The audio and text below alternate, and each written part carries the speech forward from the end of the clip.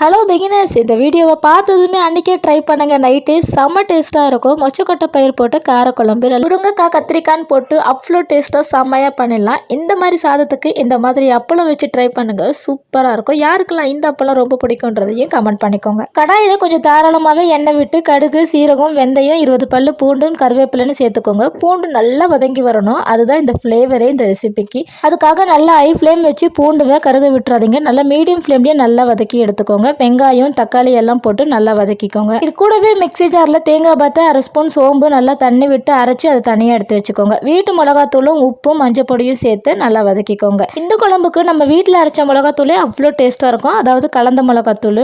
கொஞ்சமாக புளி கரைசலையும் சேர்த்துக்கிட்டு மொச்சப்பயிறு 4 மணி நேரம் ஊற வச்சு 5 இல்லை 6 விசில் வச்சு எடுத்துருக்கேன். நல்லா வெந்திருக்கும். மொச்சப்பயிரையும் சேர்த்து தேங்காய் விழுதையும் சேர்த்து நல்லா கொதிக்க விட்டு கடைசியாக கொத்தமல்லி தழை இறக்கி எண்ணெய் பிரிஞ்சு வந்ததும் அடுப்பு ஆஃப் பண்ணிட்டு சுட சுட சோறுக்கு சர்வ் பண்ணுங்கள். செம்ம டேஸ்ட்டாக இருக்கும்.